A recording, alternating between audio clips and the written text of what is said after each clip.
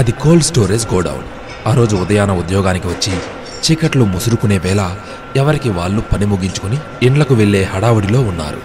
అయితే ఒక వ్యక్తి మాత్రం కోల్డ్ స్టోరేజీ యంత్రంలో వచ్చిన సాంకేతిక సమస్యను సరిచేస్తూ సమయం చూసుకోకుండా లోపలే ఉండిపోయాడు. తమ దినచర్యలో భాగంగా మిగిలిన సిబ్బంది డోర్ లాక్ చేసి లైట్స్ ఆఫ్ చేసుకుని వెళ్ళిపోయారు.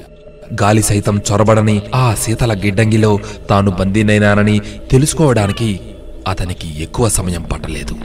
ఎవరైనా ఉన్నారా అని పిలిచాడు. ఎటువంటి స్పందన లేదు. హలో అంటూ గట్టిగా అరిచాడు. లాభం లేదు.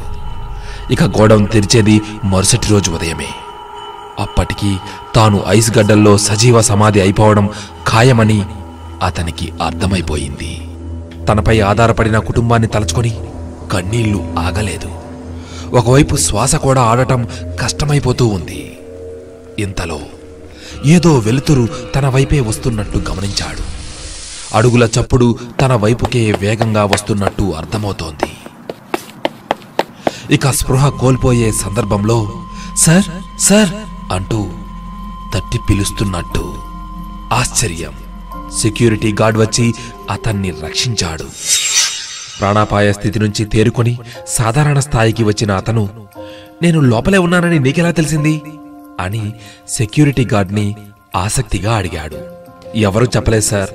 ఈ ఆఫీసులో పనిచేస్తున్న 60 మందిలో ప్రతిరోజు డ్యూటీకి వస్తూనే నన్ను నవ్వుతూ హలో అని, ఇంటికి వెళ్ళేటప్పుడు బాయ్ అని పలుకరించేది మీరొక్కరే సార్. ఈరోజు ఉదయం నన్ను పలకరించిన మీరు సాయంత్రం బై చెప్పకుండా వెళ్ళిపోయారేమో అని అనుకున్నాను. కానీ ఎందుకో నా మనసులో వెలితి.